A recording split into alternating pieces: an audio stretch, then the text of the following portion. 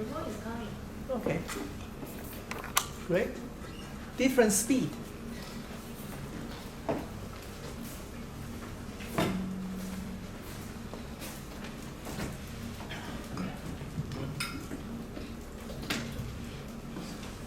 Breathe.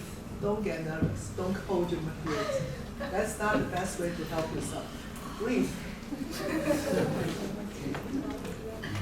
We all die if we hold our breath.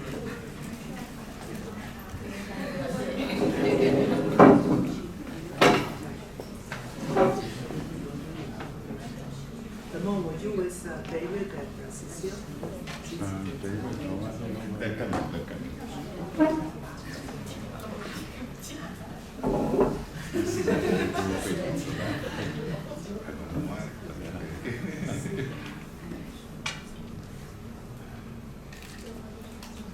Oh yeah, I see the nice.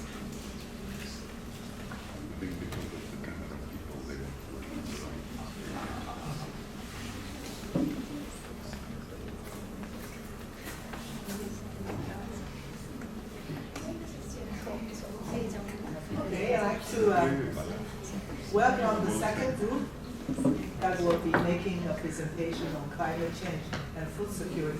So the floor is yours. Please. Loud voices, huh?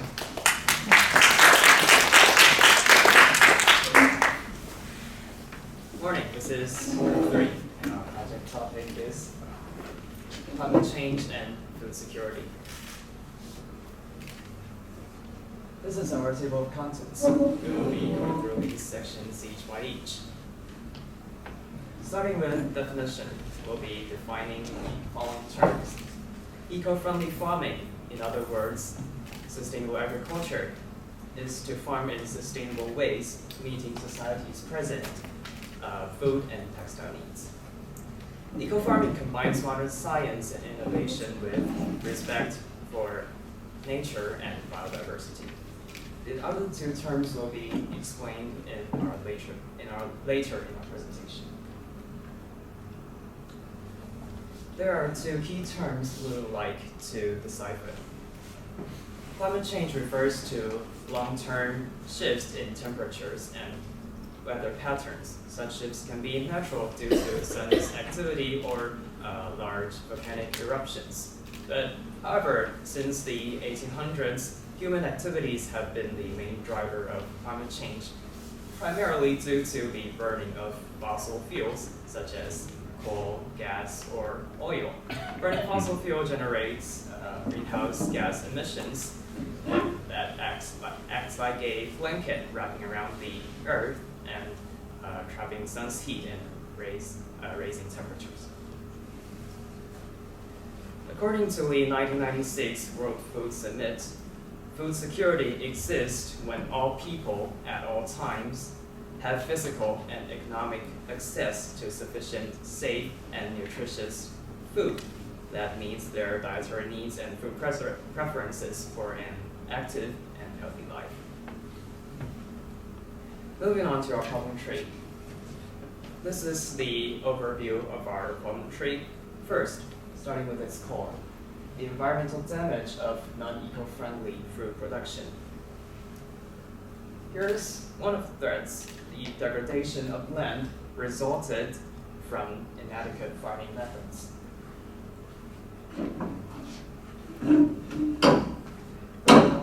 And follow up, I'm going to introduce the primary cause and the secondary cause which leads to environmental damage. And the first primary cause is the constant emissions of GHGs and toxic gases. GHG stands for greenhouse gases. As the chart mentions, it is a global GHGs emission. As you can see, carbon dioxide accounts for about 70%, methane and nitrous oxide accounts respectively 60% and 6%. Once these kind of greenhouse gases emitted to the atmosphere, it will also lead to the effects of climate, ecosystems, and well-being of humans. The main reasons that cause the greenhouse gases emission is a large amount of footprint of animals and factories. It is the child of the global fossil fuel consumptions. In order to produce commodities, factories usually use fossil fuels as their main energy source. As you can see, since 1950s, the number keeps increasing. Oil accounts for about 45% of the global fossil fuel consumptions, and coal and gas respectively represent 35% and 20%. These kind of greenhouse gases will seriously affect the environmental damage, which is our problem trees topic. Moreover, once the environment is damaged, it will lead to the primary consequence and the secondary consequences. The first primary consequences is the ozone depletions. As the chart mentioned, in 1986, it still has about 1.4 million tons of ozone substances. However, in 2021, the ozone substances has considerably decreased. It clearly shows that how serious our ozone situation has deteriorated. Moreover, our global temperature is rising too. As the chart mentioned, the darker the line color is, the more the global temperature rises. As you can see, since 1980s, the line color began to get darker and darker. It clearly shows that the global temperature is seriously rising. And here's the graph that indicates about the regions that is most affected by the global warming, which is the pole area, Antarctic, and Europe.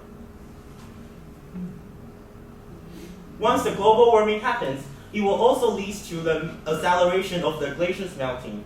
It is the graph about the glacier mass balance. Glacier mass balance means the glacier mass between summer and winter. As you can see, since 1970s, when the index is about approximately 0. However, in 2020, the index of the glacier mass balance keep decreasing until -25. The glacier mass balance the melting of glacier mass will not only affect the polar animals living habitats, but also affects the sea level, which pose the higher risks to the island countries like Tuvalu or Maldives. Moreover, global warming also increased the frequency of natural disaster. Because of global warming, the sea temperature is rising, which provides more energy for the natural disasters like typhoon or hurricanes to grow more intense and stronger, which will seriously affect the country's economy and also environment. And here is the graph indicates about the economic loss of flood between 1989 to 2018. The orange line means the direct economic loss, which is like the destruction of the roads, infrastructure, or buildings. On the other hand, the purple line indicates about the total economic loss. As you can see, combine these two lines, the trend keep increasing, which clearly shows that the flood frequency is increasing too.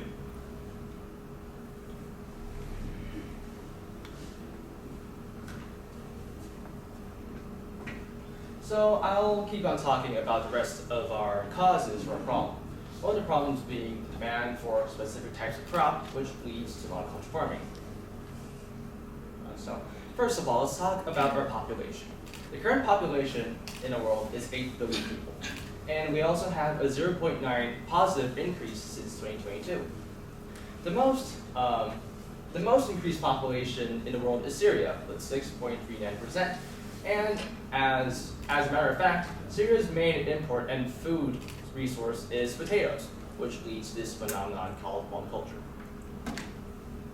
So, what is monoculture? Monoculture is basically the definition of planting only one kind of crop on farmland. And also, you exploit the land and you don't let the land rest at all. And because of consumption needs, for instance, Asian areas eat rice, Western areas need potatoes and wheat, and etc. For instance, take this graph for example. The graph indicates the consumption of fresh potatoes in the United States from 2000 to 2021 per capita. And focus on the line. Even though the consumption has decreased, you can still know per capita that's still a lot of potatoes. So this leads to the U.S. potato production from 2001 to 2022. Of course, the unit is in 1,000 CWT, and 1 CWT, in short, is 45 kilograms. So you can tell that's actually a lot of potatoes for crop. Another problem is that our agricultural methods aren't actually eco-friendly. For agricultural methods, we need to think about our farmers. Farmers need profit, and unfortunately, the methods that are eco-friendly for farming aren't actually that profitable. So most farmers tend to use non-eco-friendly methods for farming. These methods include overusing fertilizers and pesticides which contaminate the earth. As you can see, the total fertilizer consumption is 191.8 million metric tons, and pesticides consumption is 3.54 million metric tons in 2020. Here's a chart of the chemical fertilizers. As you can see in 2022, 2023, 109 million metric tons is for nitrogen, 46 million metric tons is for phosphorus pentoxide, and 33 million metric tons is for potassium oxide. And here is the graph for the pesticide consumption, and as you can see, it kept increasing, and for 2021, it's just a little bit above 3.5 million metric tons. So, what would these effects cause, right? So, this is our consequence. First of all, we have our very negatively impacted biodiversity. So about 1 million animal and plant species are affected because of our agricultural activity. This chart. So first of all, I like to turn the House's attention to the chart. This chart indicates the direct threat to numbers of species based on our humanitarian activity. But the main focus is the first one, our food system, which is agriculture. And as you can see, the blue line indicates habitat loss, degradation, green line represents the direct mortality, and the orange one, or yellow, if you insist, it consists of other impacts. So as you can see, the food system affects 50,376% of species due to their habitat loss and degradation per year. Another problem is that increased risks for humanity is going to be a thing. First of all, monoculture definitely needs lots of chemicals such as fertilizers and pesticides, which can contaminate the earth, like I said before. And with monoculture, you don't let the land rest, you only plant one type of crop, which decreases soil fertility. And of course, chemical hazards is going to be a thing. And because you only plant one type of crop, the land is unable to adapt to any extreme situations such as viruses. One famous example is going to be the Great Irish Famine. Why? Because in that time, they had 33% of their food system relying on potatoes. So 33% is all their farmland for potatoes.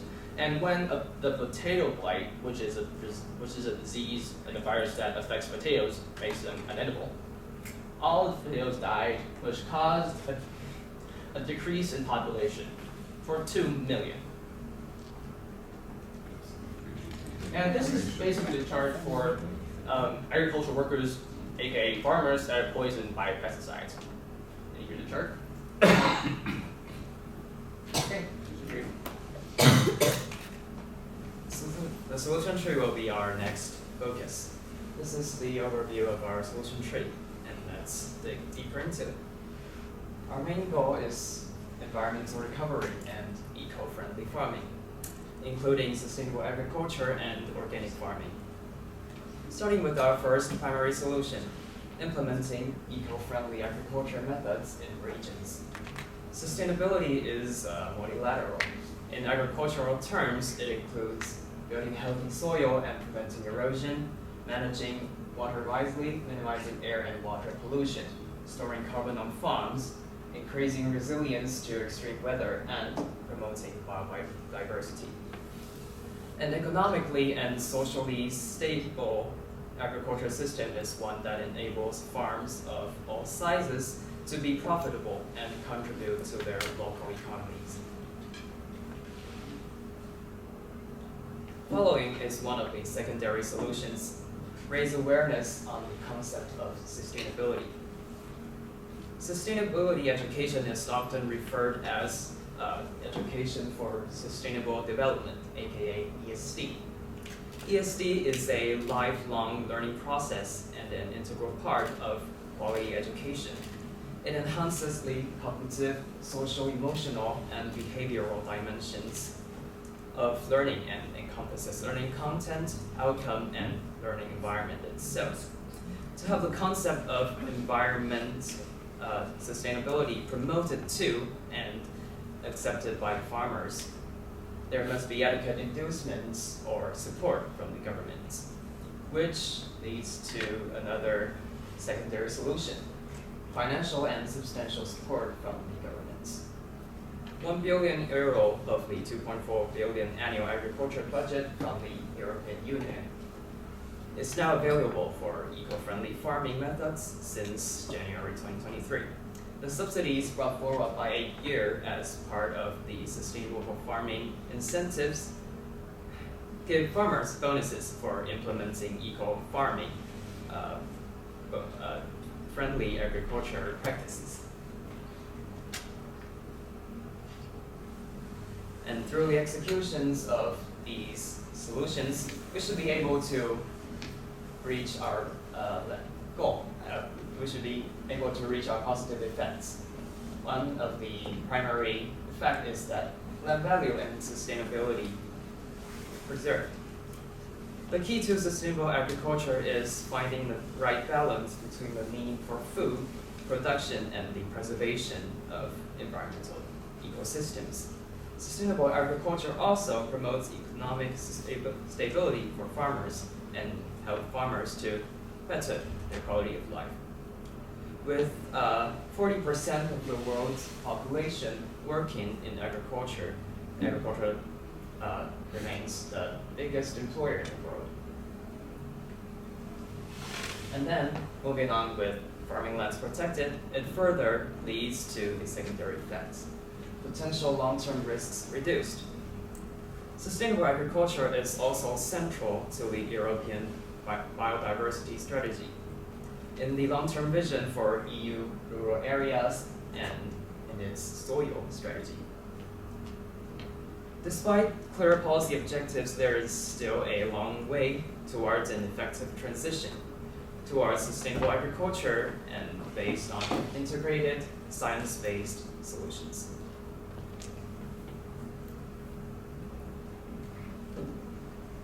In follow-up, I'm going to introduce the second solutions, which is primary solutions, and my secondary solutions, which can lead to the environmental recovery. In order to reduce the greenhouse gases and toxic gases, firstly, we have to reduce the large amount of footprint by animals and factories by using the alternatives of fossil fuels, for example, renewable energy, like wind and solar. Here's a graph that I compared two countries, which is United States of America and Denmark, to see whether their electricity generation sources are different, whether the per inhabitant greenhouse gases emission will be different too. So firstly will be the United States, which electricity generation source is basically fossil fuels, accounts for 66%. As you can see, their per inhabitant greenhouse gases emission is far over the world average, which is 6.5.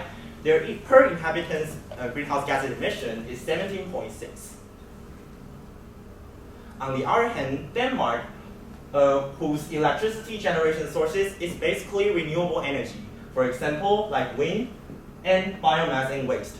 As you can see, their total greenhouse gas emission for per inhabitants is only 8.2, which is far lower than America's 17.6. That can clearly show that using renewable energy can effectively reduce the greenhouse gases emission. Once these kind of solutions is implemented, it will lead to several effects, which is the global warming speed will therefore slow down. After the global warming speed slows down, glaciers can be preserved and protected. Polar animals like polar bears and penguins can have better living conditions.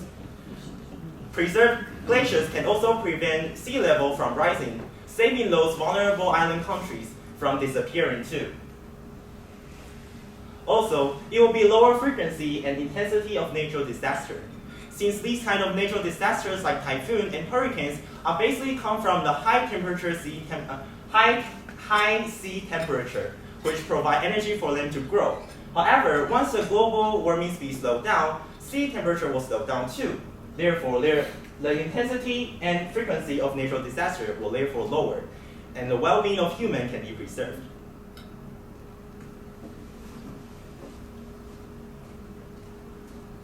Alright, so I'll be concluding our solutions for this problem. So one of the first solutions that we thought about is to promote eco-friendly agricultural methods. The method that we thought about is called crop rotation. Crop rotation is basically you change crops after every harvest season. It means you have different crops rotating around. And you also let the land rest for a while so it doesn't degrade that much.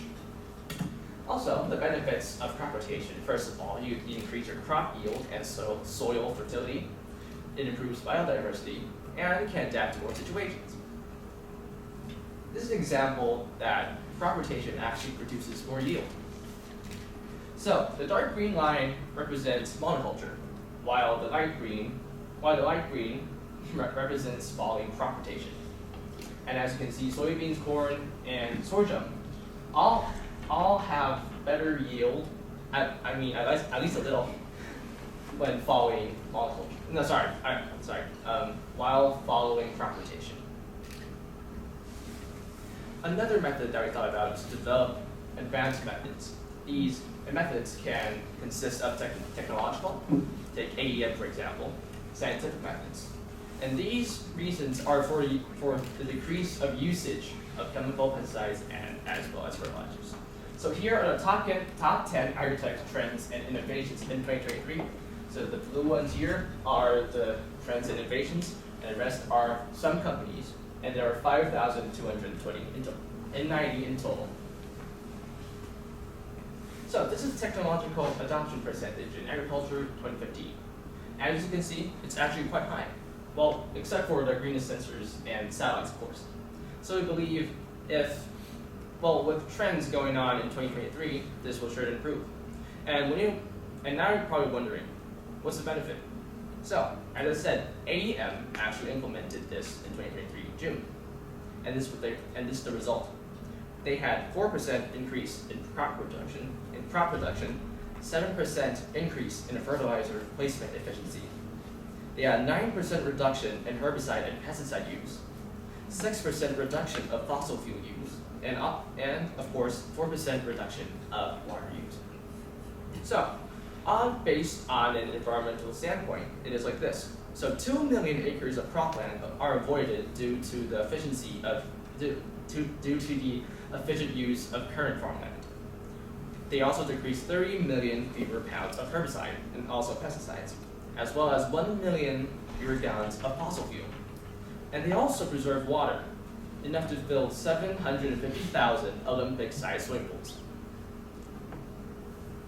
And so after these solutions are implemented, we can benefit the environment, of course.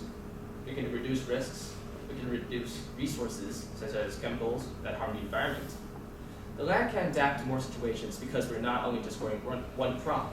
And of course, biodiversity won't be that negatively affected by our humanitarian activities. And now at the end of our solution tree, I'll hand it over to our case study. We found a case in Namibia, is a country in the southern Africa. And Can you raise your voice a little, please? Okay. Hello. And Namibia is one of the driest countries in the Sahara Africa. The climate is very hot and dry with a very little rainfall. 92% of the land area is defended a very arid and semi-arid.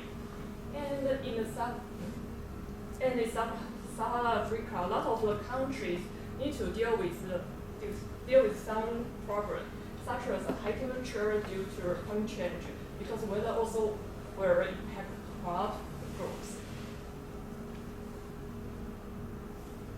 And besides facing the climate change crisis, farmers in Namibia are facing health problems.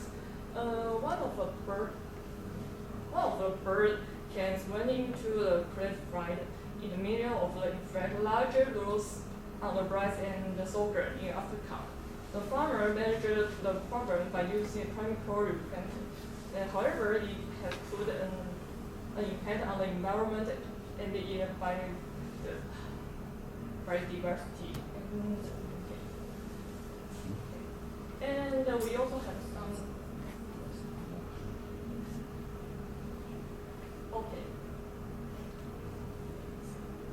And we also have this problem and need to have some impact such as reduce the crop yield. And erratic rainfall and the prolonged drought can lead to a lower crop yield, affecting the crop like the sorghum. And the two is a livestock mobility ability. Change in the grazing conditions and water availability impact livestock health and produce cultivated and the food price volatility, and this price will reduce the agriculture productivity can lead to the increased food price, affecting the affordability and the accessibility of the food of the vulnerable populations. And the fourth is the displacement and the migrations. And climate-induced food insecurity can contribute to displacement and rural to urban migration. And finally is some problem of the You have 5 more minutes. Yes. And now we want to Namibia try to use the following method to reduce the impact. Then first is the cooperate farming, and two is the unmanned area systems, and finally is the information and the communication technology. Now we want to talk about cooperate farming first. And this is there are suggested type of the cooperatives in which the neighbors farmer can share the technologies, and in this case, the cross is divided amongst their land. And in this system, you also can call it UAS, are a set of the configurable electronic and electronic critical component consists of the and one. Also, amend the real board, and two is a remote electronic controller, and three, a command and control data link connected to the two so that they can communicate. And the UAV also allows farmers to increase efficiency in certain aspects of the farming process, such as the crop monitoring to planting and the crop pest control. And the cover of the image of the farmer's crop with a marker or expert image is one advantage of the UAV to farmers. And finally, is this is also can call it the ICT, and this is a technology which is a device set of technological tools and resources used to transmit, store, create, share, and or exchange information. And in this picture, you can see the three pillars of the food security. And in this picture, you also can see the impact of the ICT of the three main pillars of food security. Assuring will help the ensure of the sustainable food system and food security. And finally, this is a picture, and farmer can borrow the system from IT companies, and the cost and risk will be less. And they also can use a drone to scare the bird away from the crops. In Namibia, where avoid crop yield losses and boost the available of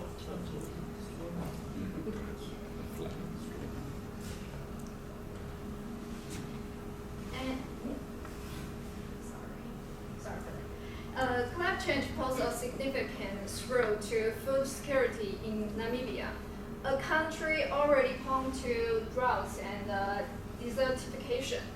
To address this challenge, various of stakeholders, including the governments, communities, NGOs, and international organizations, can collaborate to implement strategies that enhance food security in the face of changing climate conditions.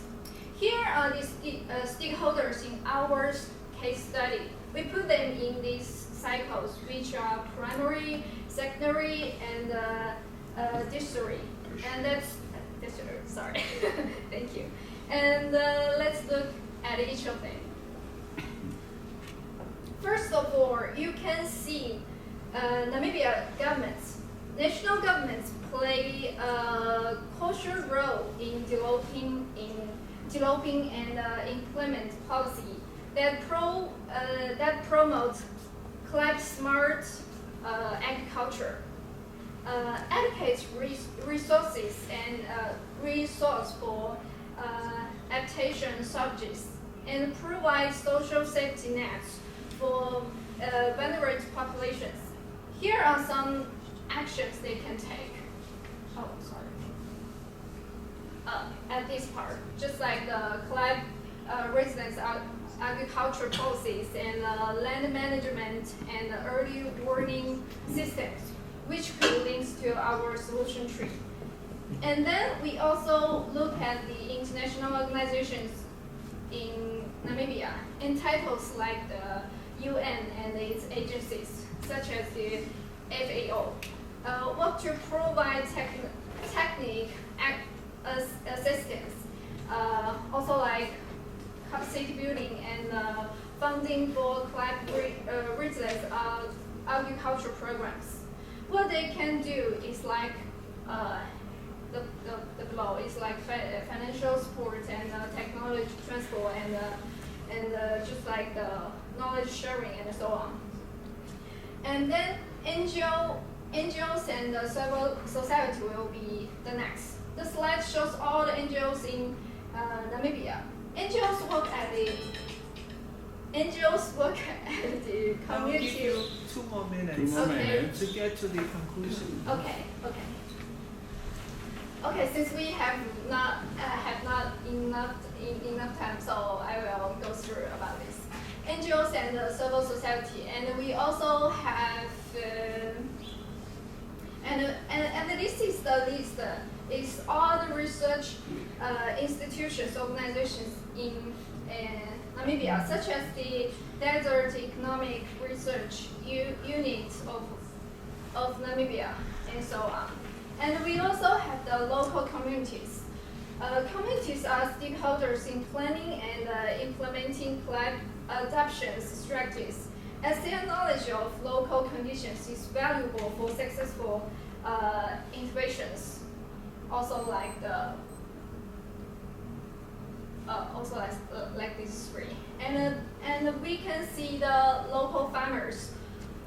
In Namibia, more than 60% of the local force are employed in agriculture. Most agricultural activities is subsistence farming. This has made agricultural activity vulnerable to climate change and global warming. So the smallholder farmers in Namibia are in the front line of the climate change impacts.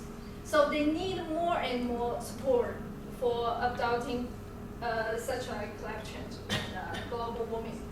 And we also have the private sectors and the financial institutions, just like the banking system in Namibia or the World Bank. And we also have the academia. This is the map of all the academia in Namibia. And we also have the media.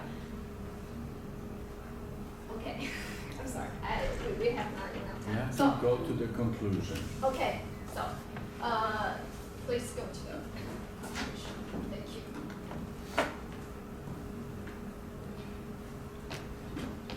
So now that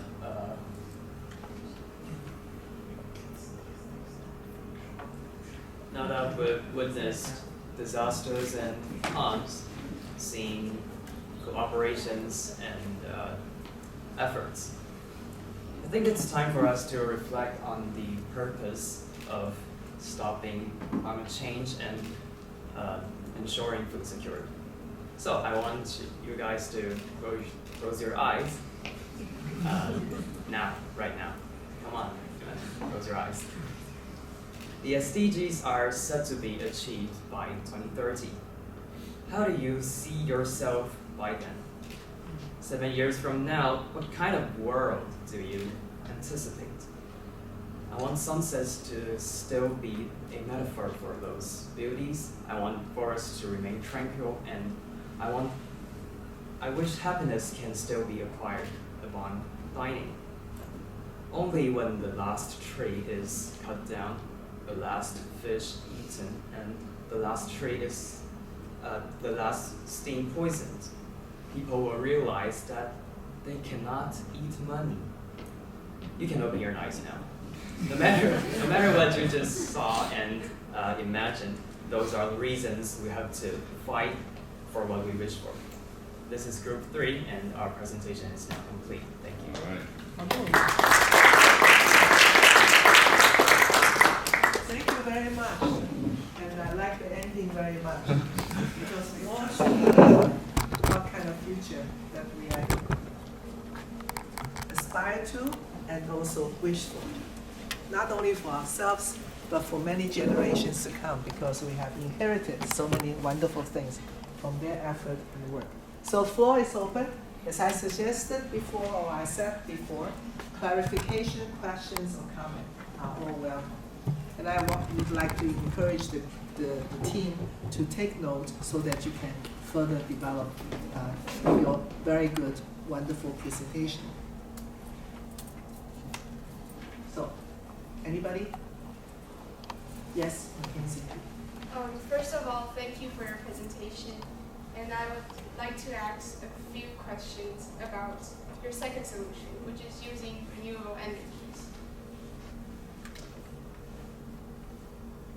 So it is a great idea. However, I would like to know if you've ever considered that wind and solar energy might not be efficient enough for certain regions. For example, wind energy requires enough strong winds in the long term, and it also requires a lot of money for the government to maintain it. Moreover, it produces massive noise pollution, meaning that probably people cannot live near these windmills. I'm concerned that it may not be doable in countries with crowded populations and where sufficient energy is much needed and the pollution from the non-green energy is the most serious. Thank you. Want to say something also about solar energy? Or just wind? Just wind. Yeah, wind is it. So that's all your questions? Yeah. Okay. So let us take a minute to think about it. I see whether other questions are available. Okay. So first of all, thank you for your wonderful presentation. Here's my question. You said that if we decrease the emission of GHG gases, that the global warming will slow down. But we know that it's not immediate. But what if we humans extinct before we reach the safe level of the emission? And because the extreme weather may cause us to extinct, right? So what action could we adapt to at least decrease the influence of climate change to us? Well, thank you. That's a very interesting question. Others? Okay. So first of all, thank you for your presentation. And I have to say I really love the section of closing our eyes and get into the situation that Justin just hands in. And my question is, you just mentioned that now there's a difficulty regarding the eco-friendly agriculture, and it's hard to make it now because the farmer needs to earn the profits by using the fertilizer so that they can reach their profit goal. And but my question is that aren't there any eco-friendly fertilizer? And it's just my curiosity. And if the farmers don't use the fertilizer, then is there a possibility that the situation of lack of food supply might happen in some countryside in poverty. Okay, thank you. Thank you. Martin, your question is a question or a comment? Actually, it's comments, not questions. Okay, so let's take this. And David, you have question or comment? Questions. Okay, please. Then after that, we cut off, and so you should assign who's answer which questions, and have a pick. Thank you very much. Very interesting presentation. I did have a question about IT technologies. During your research, did you stumble upon the concepts and the issues about rare earth metals? No. In Namibia or in general? In general, because they're required for all these IT, solar panels, wind, whatever green energies, we need rare earth metals. And what is their impact? So this would be, it's quite an important question. Limitation to the solution. Okay, thank And I you. had a second question.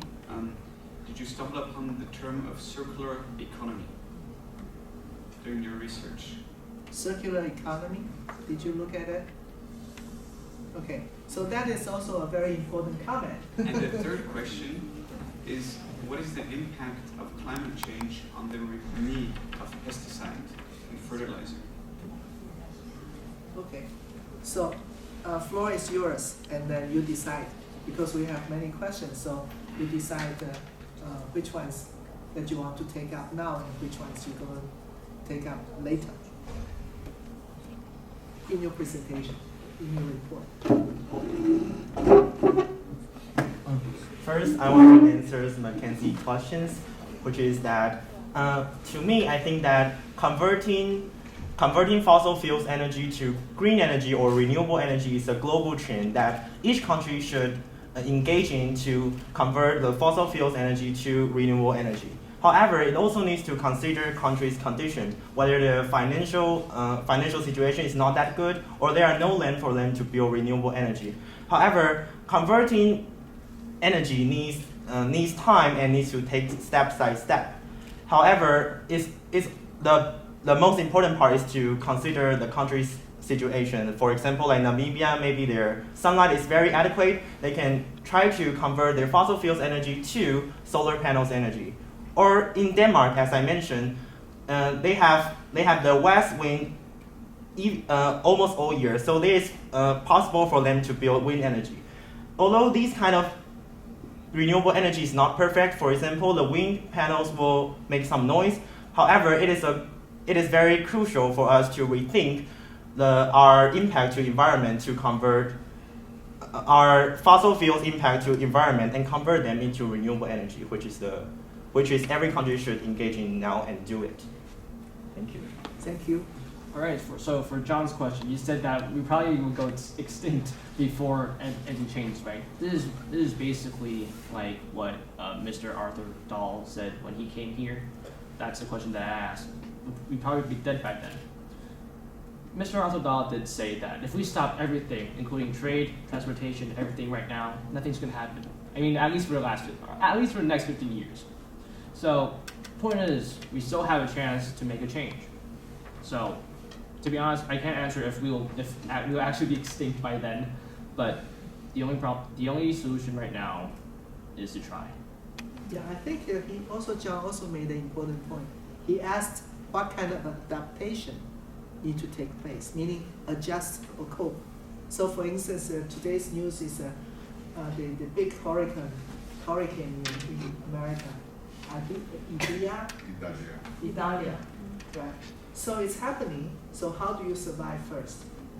Societies can reduce risk. And if you're interested in this topic, I advise you to have a quick check of the Sendai framework of disaster risk reduction management. Okay, the world is thinking about it, and the Sendai framework is very important. Okay, thank you for that. Next, other questions that you want to address? I saw that Jetro. I would like to answer. Raise your phone. I would like to answer Vanessa's question, but can you rephrase it again? Can you? Okay. Okay, so basically my question is there a kind of eco-friendly fertilizer for the farmer to have for agriculture, because if they don't use the fertilizer right now, is there a possibility that some countries might lacking of the food, and then the issue of food security exists? Alright, so non-eco-friendly, I interpret your question as non-eco-friendly fertilizers. That as well is considered non-eco-friendly agriculture farming methods. And what we're intending to do is we implement eco-friendly agriculture methods, which means eco-friendly fertilizers. And about your another question, using eco-friendly, just using fertilizer itself, right? There is a data showing that using eco-friendly farming methods or organic farming methods, the production of all crops will be decreased by approximately 20%. So that's where the financial and substantial support from the governments take place. So just for everybody's information, if you're interested in this question, go and look at the work at the World Resource Institute, because today there's a lot of discussion about nature-based solutions that is trying to introduce, and some of you talked about, I think your group talked about indigenous knowledge. It's really capturing some of these methods. Okay, comments to our backbenchers? Can I make a 2 points. 100 years ago, in most of our countries, there were no artificial fertilizer. And yet the farmers did fertilize the land. So those same methods, like in my country, for example, animal waste can be used as a fertilizer, as an organic fertilizer, after careful processing, of course. That's one thing. The second thing, I wanted to make some comments on the presentation. Hold a second, then address David's question. Sorry, which one? David's question about IT and Rare earth metals. But it's maybe, I think that maybe to take a step back, it's an interesting matter, and I think you could look at it. I think it might be too quick to just reply on what rare earth metals are. But I think the idea behind there, that what I wanted to ask is the question of, by using IT, how much will the IT cost in terms of ecology compared to the gains in productivity? So is it a mirage? Are we just thinking that IT will be a solution, but we're actually damaging the earth more by creating these tools and then increasing the production? So this was the question. And again, probably there's no definite question for it now, but I think it's worth thinking about that. Now, thank you for bringing out this critical point. You know, all the solutions require input and produce waste. So when you do your accounting, you have to take that into consideration, and also the cost. If rare earth price continues to go up, actually, the price most of the developing countries or least developed countries out of the picture. So with that. Next comment relates to one of your slides where you said that the EU has earmarked for 2023 €1 billion for quote-unquote eco-friendly agriculture methods or whatever. I would suggest that you look at it again and check with both the EU website and the WTO website, because the figure 1 billion is too small. Number 3 relates to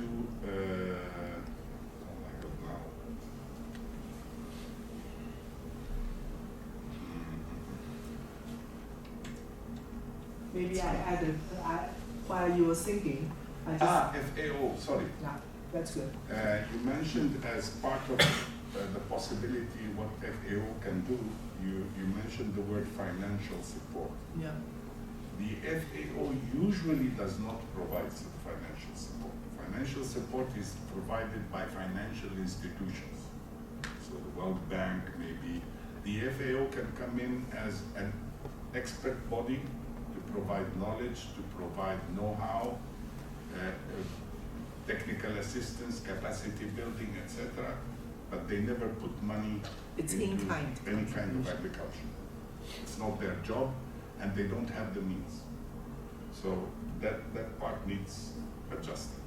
Actually, it's not just applied to FAO. Most of the UN Most agencies. of the organizations. No, well, with the possible exception of UNDP, because UNDP is a fund, so UNDP can provide finance, just like the World Bank and others. But the FAO specifically, the World Food Program and other international institutions do not provide money. Thanks for the clarification, very important information for you. Okay, other comments? Yes, Just a Cecilia. suggestion, if you look at nature-based solutions, as Alicia suggested to you, a very good source is the IUCN, which is the International Union for the Conservation of Nature. So look at their website, beyond the WRI, the World Resource Institute, check out the IUCN website. Thanks for that addition. Other thoughts? Okay, maybe Ramon, you have comment, or Professor Tsai? If we can. You have some comments. Okay. It reminds me that the first day you are proposing the problem tree, and then we talk about the who are the actor to the action, right, to the solution. So I think in your case you mentioned about farmers, right? But behind that there's an economic sector to move that farming way, right? Is there the market for the eco-friendly crops, and then the financial market can support the farmers to work on that. Otherwise, they will give up because too much trouble, too much investment. So I think this is the one, and many solutions to the climate change is like it's like a big umbrella, you know, about the solutions. So I think about do not just focus on too much on the only the technical solution. So there's should be a societal aspect to be considered. For example, the consumers' education. So it's like Taiwan, we have to do this kind of the natural food mark to allow the consumer to make the choice to choose the eco-friendly food. I think in the supermarket here, you have the logo, right? Bio. And I can say, oh, this is bio? Bio. Yes, and then the degree of the green farming. I think that is the It's good certified. education for the consumers. I think it's very important. Don't forget the economic dimension in your analysis. If there's no demand, you're not going to have any supply. Okay? Farming is for livelihood. Okay, so please remember that. I have actually one point to correct. And I think when you talk about the sea level rising, you only talk about impact on island. But what you also should include in the picture is really the coastal areas of all countries. Right? Take Bangladesh, for example. If sea level rise, continue to rise, it's already rising, but continue to rise, there will be having more than couple millions people have to be relocated. The question is to where? In the middle of Bangladesh, there's land, but it's not arid. It's desert-like. You cannot live. So they have to be moved and transported into or allowed to be migrated to already very densely populated area. You could imagine the social impact of that mass domestic migration. And also other countries probably will not just have domestic migration, but will continue the current trend of international cross-border migration. And we have, so the implication of the melting ice shield is enormous. But as we were reminded, it's not going to happen next day. But you have to start to take Taiwan, for example, or China's seaboard. What's the implication? Taipei is at the sea level, 0.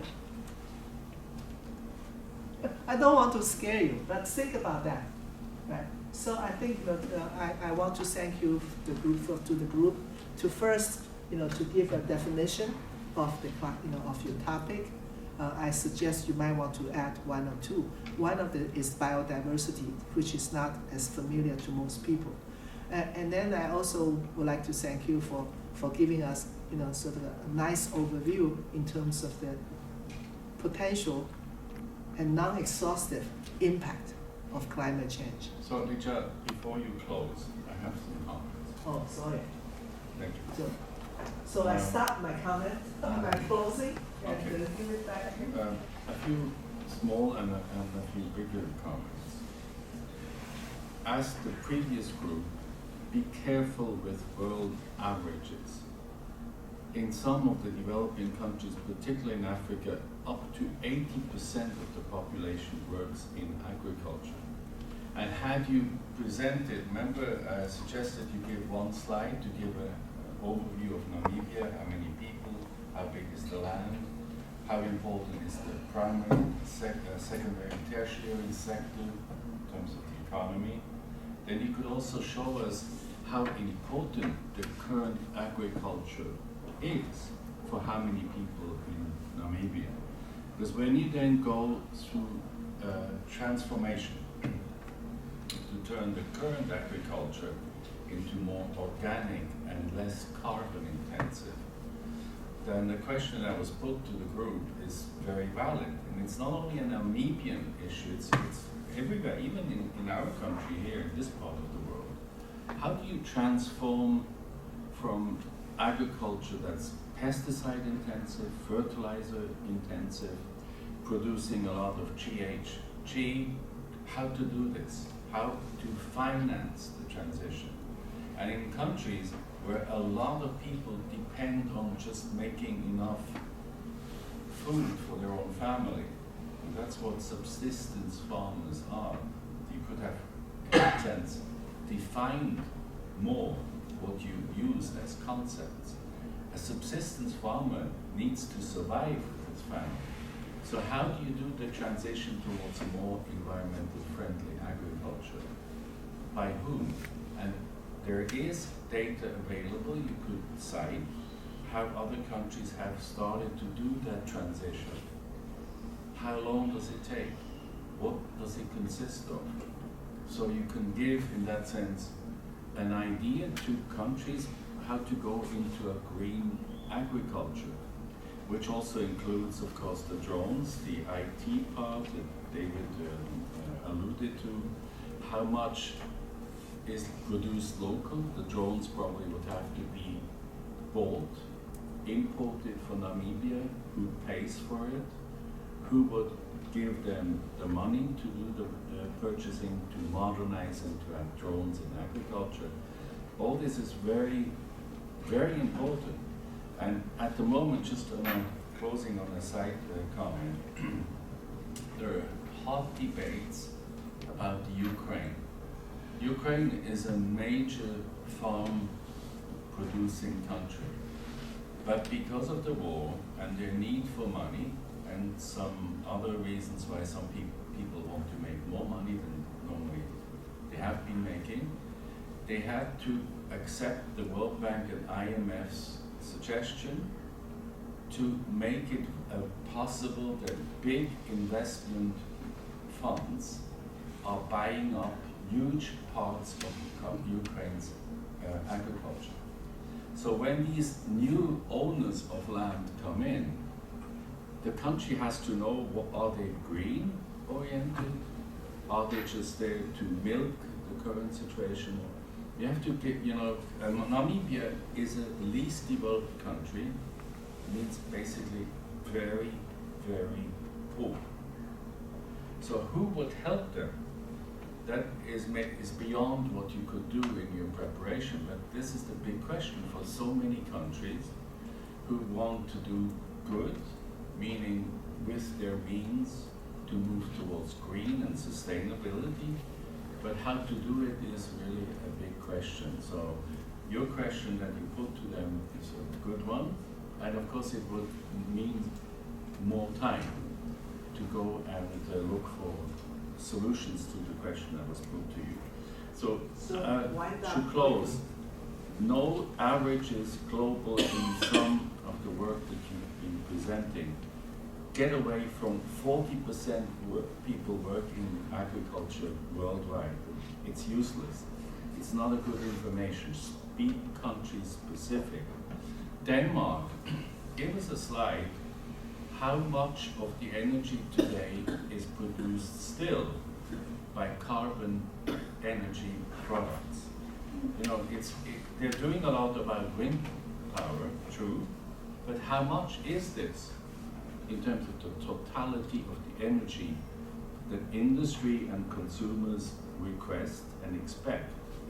So we can also get a picture that even in that sense, a progressive country like Denmark, show the slide on Denmark. But we please. gave you the percentages on the slide. Of the total energy? Yes, yes. Yeah, windmill is like 23%. Total I have the energy. statistics about the. So what's the total energy? The one before, I think. No, under. Yeah? No, 37. Yeah. Can you make it big, please? I can see it, yeah. Thank you. So they give the breakdown. But this is just only for Denmark. Yeah, okay, that's That was good. the question. That was the That's question. my comment. The wind I is think already it's questionable 57. that 57% of the total energy of Denmark is wind generated. They have a source there. Yeah, well, anyhow, it will be a world record to have so much energy produced by wind. Take in general, when you present this, it's good to have a second source to verify whether this source is good, because the impact of making such a statement is quite strong. Yes. Okay, so I close and thanks for the presentation. Thank you.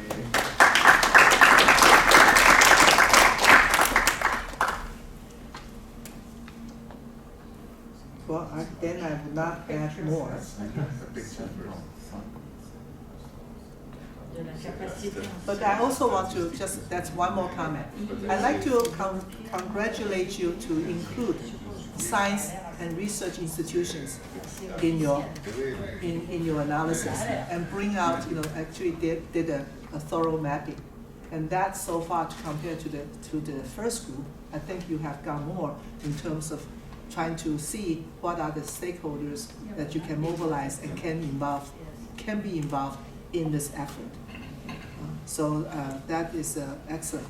And with that note, I would like to say that's before we come back at 2, but before that, we invite Renaud to join the group to have a group photo. Yes. Yes.